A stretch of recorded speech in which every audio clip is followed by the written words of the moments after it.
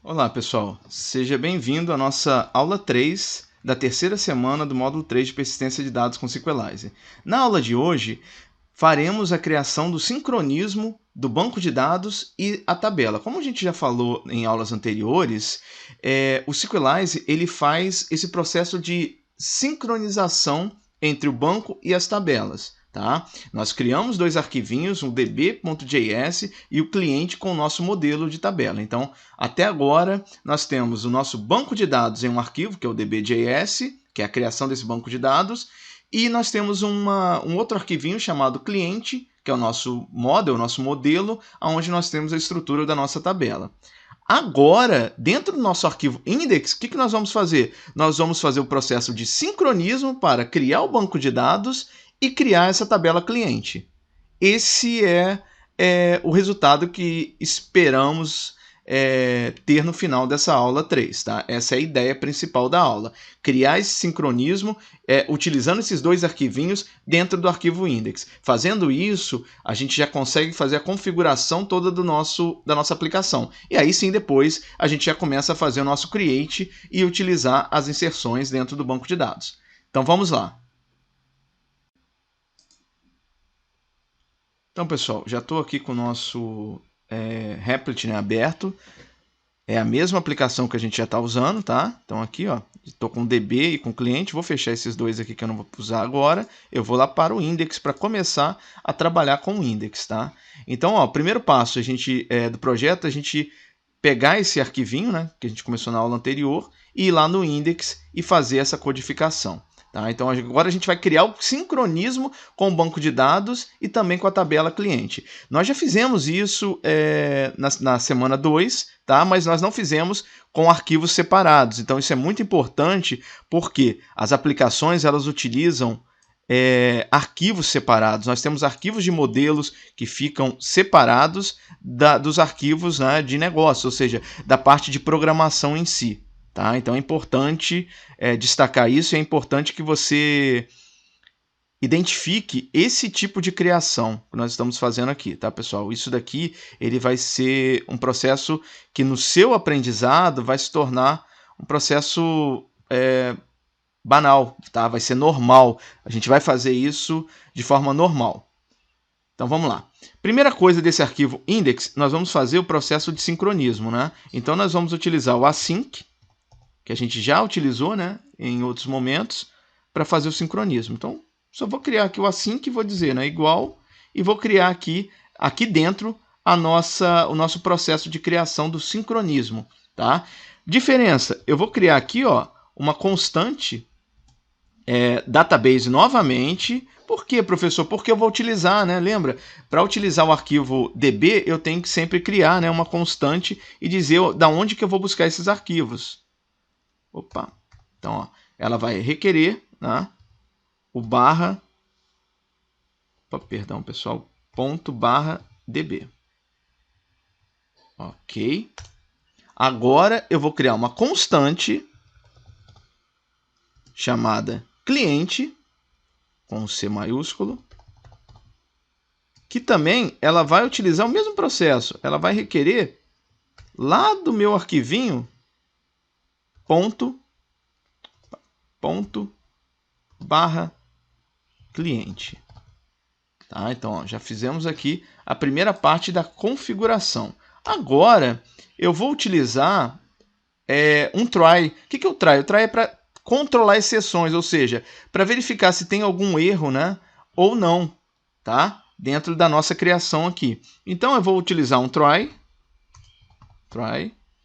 e vou fazer a configuração dele. Então, ó, try constante resultado vai ser igual. E aí a gente faz o mesmo processo que a gente já utilizou, né, para fazer o processo de execução. Então, ó, database ponto sync. E aí vamos abrir e fechar aqui, ok. Pedir para botar num console, né, para a gente ver como é que fica. Então console log resultado, para ver se está tudo certinho, né? como a gente ainda não tem uma criação certinha aqui de tabelas mostrando, né? Então a gente já cria um processo aqui para visualizar. Se tiver erro, aí ele vai me dar aquele nosso cat, né? Então, cat, ele vai jogar para dentro de uma variável erro. E aí dentro dessa variável erro, eu vou pedir para ele jogar lá no console também, né? console.log. E aí ele joga para a gente se acontecer algum erro aqui para a gente poder tratar. Tá? Então, assim, esse processo aqui também a gente já utilizou. A única diferença é as duas constantes, né, dos arquivinhos que nós temos aqui. Okay? Esse é o principal diferencial que nós fizemos aqui na nossa aplicação. Agora eu vou executar. Vamos executar. Opa, já apareceu um erro aqui, então vamos verificar o que aconteceu. Vamos verificar onde que está o erro. Ó. Sintaxe de identificação, está aqui, nesse camarada aqui. Então vamos verificar o que aconteceu nesse erro. Vamos lá, verificando. Então, o nosso erro está aqui, ó. Constante resultado. Opa, aqui, ó. Olha o erro aqui. Está aqui. Então vamos lá e vamos alterar, né? Ótimo, perfeito. Vamos executar para ver se está tudo certo agora.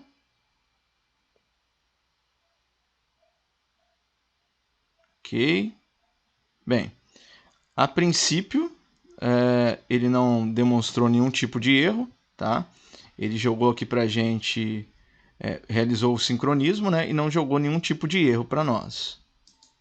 Agora vamos lá, vamos executar e vamos ver se vai dar algum erro, né? E aí aquele try exception ali é interessante por causa disso. Opa, já apareceu aqui, então vamos lá. Vamos identificar, ó. Constante sequelize, esse daqui é dentro do index, né? Desculpa, dentro do DB, ó. Requer, não, na verdade é requer, né? Pera aí, vamos lá no DB. Ó, primeira coisa aqui, ó. Então, eu gosto muito, pessoal, de destacar, eu já falei isso nas outras aulas, quando a gente identifica erros, né? A gente começa também a realizar um processo de aprendizagem, né? E o Node ele ajuda muito nisso também, tá? Então, ó, aqui não é requered, né? É requer. Ok? Vamos executar. Vamos ver se tem mais alguma coisinha. Opa, tem aqui também, então vamos esperar. Opa, aqui, ó. Sintaxe erro inesperado, né? Fechamento aqui do token dentro do cliente. Então vamos lá no cliente, ó, já vamos ver o que é lá, né? Vamos ver aqui no cliente também se tem alguma. Aqui, ó, também tem aqui, ó, database requer, tá? Então vamos alterar esse camarada aqui também para resolver o problema e vamos ver aqui o que tá. Opa, aqui, ó, tem duas vezes, ó, tá sobrando. Então, beleza. Vamos ver agora se resolveu os problemas. Então, ó, tirei aqui, né, o fechamento com parênteses e o requer, né, que estava com um Dzinho ali sobrando, né? Vou executar aqui. Opa. Uma outra coisa que a gente tem que levar em conta para criar nosso banco de dados, deixa eu abrir nosso arquivinho index, ó. No nosso arquivinho index, nós temos que colocar aqui no final a abertura e fechamento de parênteses e ponto e vírgula. Isso daqui é para fazer o sincronismo, né? Porque a gente está criando como se fosse uma função. Então, assim que ele está aqui, ele está abrindo. Depois a gente tem que abrir e fechar o parênteses, ponto e vírgula. A gente já fez isso em outros momentos, tá? Se você não fizer isso, ele não vai dar um erro, mas ele não vai criar o teu banco de dados, tá? Então, vamos executar aqui. Beleza? Perfeito, ó.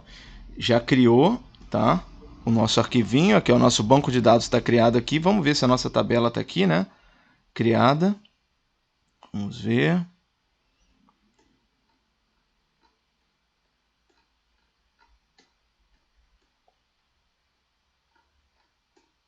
Localizar ela. Aqui, ó. Tá aqui, create table, ó. Tabela clientes, ó. Create table clientes, ó. Repare, eu não coloquei aqui aquela observação que a gente fez nas outras aulas, aonde nós colocávamos e definimos qual seria o nome, né?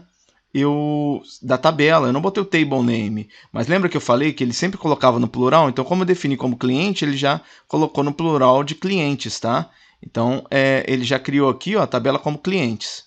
Perfeito? Então, ó, finalizamos a construção aqui, já estamos prontinho com o banco de dados. Agora é usar a opção de Create para a gente começar a inserir esses dados aqui e ver se todos esses nossos arquivos aqui, né, as nossas constantes, está tudo ok com os nossos arquivinhos aqui separados. Então, até a próxima aula.